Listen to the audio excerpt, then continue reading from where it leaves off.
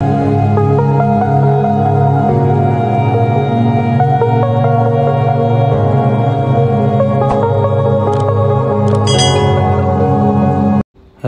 हरी मंडळी, मी आहे श्रीकांत आणि पुन्हा एकदा स्वागत करतो आपल्या या यूट्यूब चॅनलवर, ज्याचं नाव आहे द ट्रॅव्हल नोमॅडिक. आपण सर्वांनी मागच्या वारीमधील प्रस्थान सोहळ्याच्या व्हिडिओला जे प्रेम दिलेत त्यासाठी सर्वांचे आभार. आणि त्या व्हिडिओप्रमाणेच आजच्या आपल्या व्हिडिओला पण प्रेम द्याल हीच अपेक्षा. व्हिडिओ आवडला तर लाईक आणि शेअर करायला विसरू नका. आणि हो, आपला चॅनल सबस्क्राईब करायला तर अजिबात विसरू नका. चला तर मग,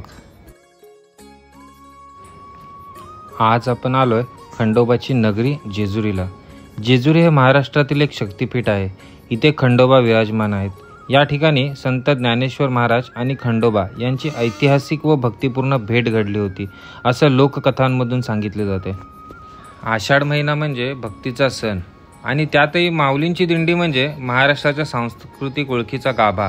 संत ज्ञानेश्वर माऊलींच्या पालखी सोहळ्याने लाखो करोडो भक्तगण एकत्र येतात.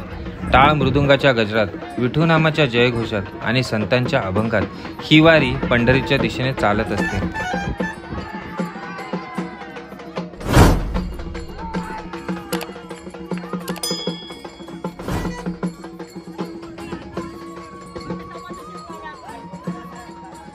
आपण या ठिकाणी पाहू शकता माऊलींच्या आगमनाची तयारी चालू झाली आहे आणि काहीच वेळात माऊलींची पालखी या ठिकाणी येणार आहे. समस्त जेजुरी नगरीमध्ये भक्तीचा महासागर भरून आला आहे.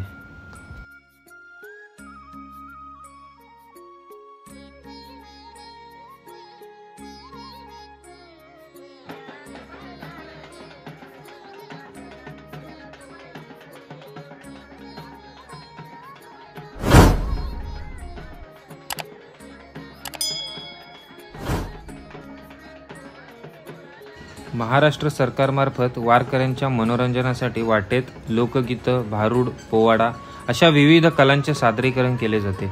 त्यातच एका ठिकाणी आम्हाला पण नाचायचा मोह आवरता आला नाही. मग काय, नाचलंच की.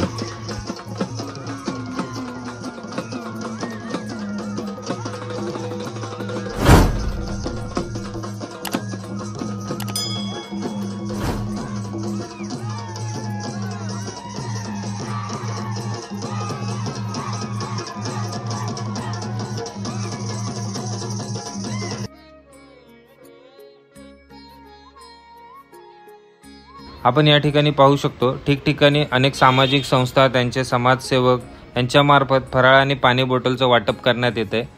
त्याचसोबत काही वैद्यकीय सेवा पुरवून भाविक भक्तांची सेवा करण्याचा लाभ समाजसेवक घेत आहेत.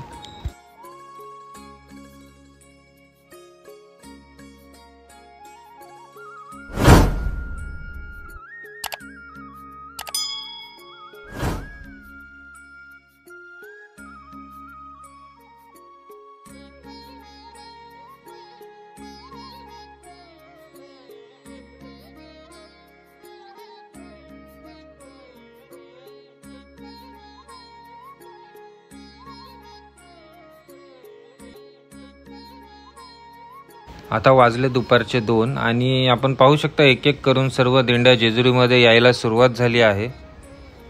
आणि अतिशय भक्तिमय वातावरण इथे आता सध्या सोन्याच्या जेजुरीमध्ये झालेले आहे.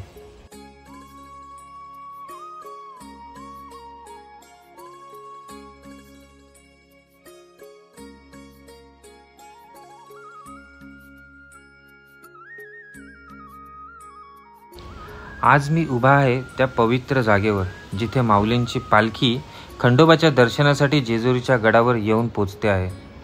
टाळ मृदुंगाचा गजर, विठू नामाचा जयघोष आणि हजारो भाविकांची पावलं, सगळं काही गगनात नांदतंय.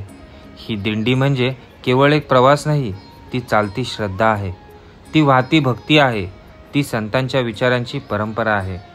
म्हणूनच आज जेजुरीच्या गडावर फक्त माऊलींची पालखी नाही तर हजारो भक्तांच्या आशा, निष्ठा आणि भावना पोचल्या आहेत.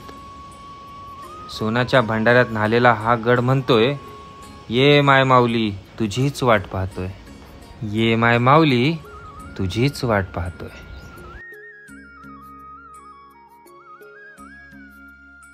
तर आता मंडळी विषय असा झाला ना, गेली 2 तास झाले एका जागेवर उभा आहे. वेगवेगळे शॉट्स घेण्याचा प्रयत्न करतो आहे आणि आता लागले खूप भूक. पण जर का आता मी ही जागा सोडली तर ह्या जागेवर दुसरं कोणी ते उभं राहणार आणि माझी ही जागा जाणार. मग त्या भीतीने कुठे जाऊ शकत नाही. मग काय, बॅगेत होती मटकी भेळ काढली आणि आता इथेच उभ्या उभ्या खायला सुरुवात. कसा वाटला आमचा हा जुगाड तुम्हाला नक्की सांगा कमेंट करून.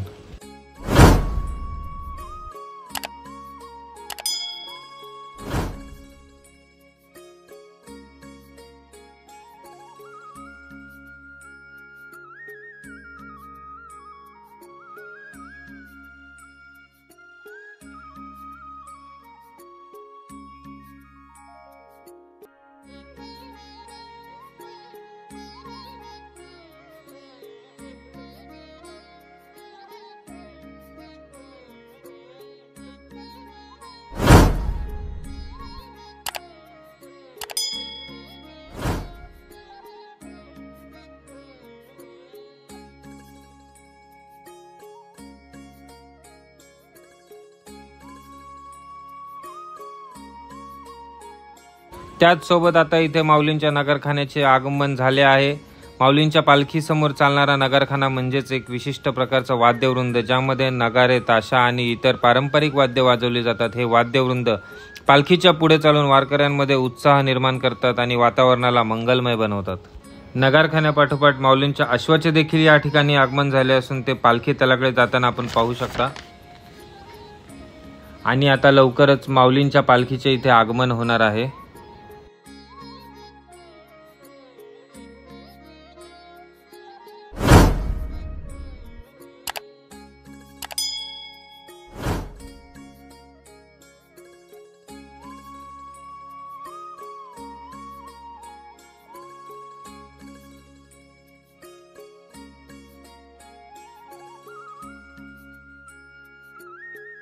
आणि आता इथे माझ्या समोर माऊलींच्या पालखीचं आगमन जेजुरीच्या पवित्र भूमीमध्ये होताना दिसत आहे.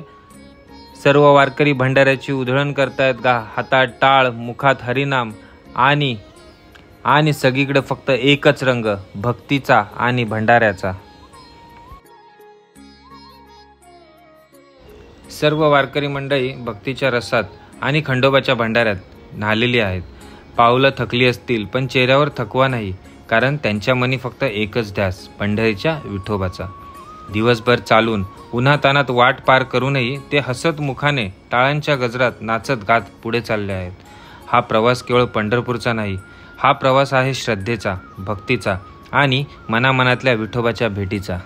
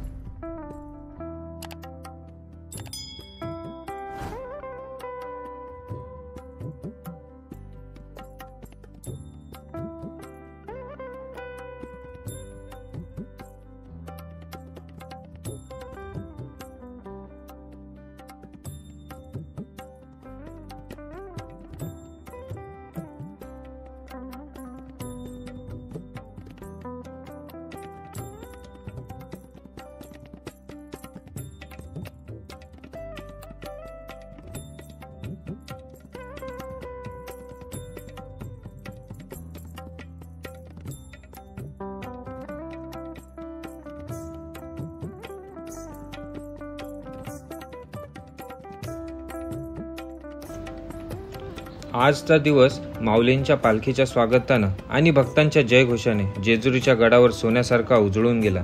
या वारीत मी फक्त दृश्य पाहिली नाहीत, मी अनुभवली भक्ती, भाव आणि विश्वास. इथल्या प्रत्येक टाळाच्या गजरात, प्रत्येक उडणाऱ्या भंडाऱ्याच्या कणात आणि प्रत्येक पावलात विठोबा होता, माऊली होती. ही वारी पंढरपूरच्या दिशेने निघाली, पण माझ्या हृदयात ही आठवण कायमची घर करून राहील. हा ब्लॉग तुम्हाला आवडला असेल तर लाईक करा, शेअर करा आणि माझ्या चॅनलला सबस्क्राईब करायला विसरू नका. चला तर मग भेटूया पुढच्या वारीत. तोपर्यंत रामकृष्ण हरी, जय गुरु.